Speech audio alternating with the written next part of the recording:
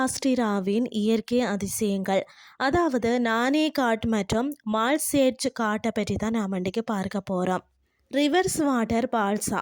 ஆமாங்க, மேலே இருந்து கீழே விழக்கூடிய நீர்வீழ்ச்சி கீழே இருந்து மேல் நோக்கி செல்லும் அதிசயத்தை மகாராஷ்டிராவில் உள்ள நானே காட் பகுதியில் காணலாம்.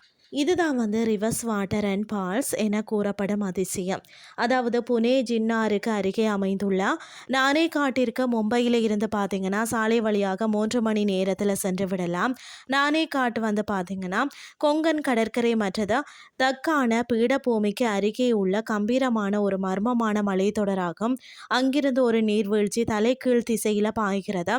அதற்கு காரணம் மேலிருந்து கீழ் நோக்கி பாய்ந்து வரக்கூடிய நீரை மறுபடியும் மேல் நோக்கி தள்ளும் காற்றின் வலுவான சக்தி தான். வெள்ளை நிற திரை காற்றில் பறப்பது போன்ற தோற்றத்தை கொடுக்கிறது. ரிவர்ஸ் வாட்டர் பால்ஸ்க்கான மலையேறி செல்ல வேண்டும். அதாவது நானே காட்டின் அதிசயத்தை காணணும்னா சுற்றுலா பயணிகள் அதிக அளவில் செல்கிறார்களாம். மழைக்காலமாகிய ஜூன் முதல் செப்டம்பர் வரை ரிவர்ஸ் வாட்டர் பால்ஸை கண்டு கழிக்கலாம். ஆனால் மழைக்காலத்தில் நானே காட் மலையேறுவது சற்று கடினமாக இருக்குமாம். மழை காரணம் பாதைகள் வழுக்கம், மேலும் வானிலையில் திடீர் மாற்றங்கள் ஏற்படுகையில் பயணம் தடைப்படும். நானே காட் மலையேற்ற பாதை பல நூற்றாண்டுகளுக்கு முன்பே வர்த்தகத்திற்கு பயன்படுத்தப்பட்டது. அது மட்டும் இல்லாமல் பார்த்தீங்கன்னா சத்ரபதி சிவாஜி மகாராஜா ஆட்சி காலத்தில் இந்த பாதை உபயோகத்தில் இருந்தது என பழங்கால குகைகள் மற்றும் பாறைகளில் வெட்டப்பட்டுள்ள பானைகளும் சாட்சியாக இருக்கிறதா. புவியீர்ப்பு விதியை அறியாத அழகிய வெள்ளை நிற அருவியை கண்டு மகளணும்னா 5 மணி நேரம் பார்த்தீங்கன்னா ட்ரெக்கிங் செய்து வருபவர்கள் தான் அதிகம். கல்யாண பஸ் நிலையத்தில் இருந்து பார்த்தீங்கன்னு சொன்னால் பஸ்ஸில் ஏறி ஜின்னார் சென்று அங்கிருந்து சாலை வழியே நானே காட்ட அடையலாம். சாலை வழியாக காரிலையும் ஜின்னார் செல்லலாம்.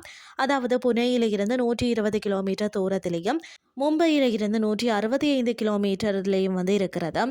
நானே காட் ரிவர்ஸ் வாட்டர் பால்ஸை பார்த்ததுக்கு பிறகு அந்த பகுதியில் இருக்கக்கூடிய பார்த்தீங்கன்னா மால்சேஜ் காட்டை காண பலர் செல்கிறார்களா. மால்சேஜை நாமும் பார்க்கலாமாம். நானே காட் பகுதியில் மேற்கு தொடர்ச்சி மலையில் அமைந்துள்ள ஒரு மலை பாதை பார்த்தீங்கன்னா மால்சேஜ் காட்டாகும். இங்கே பசுமையான காடுகள், நீர்வீழ்ச்சிகள், ஏரிகள் மற்றது பல வகை பறவைகளை காணலாம்.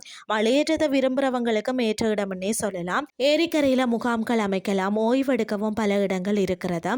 புகைப்பட பிரியர்களுக்கு பிடித்தமான இடங்களே அநேகம் இருக்கிறதுன்னு சொல்லலாம்.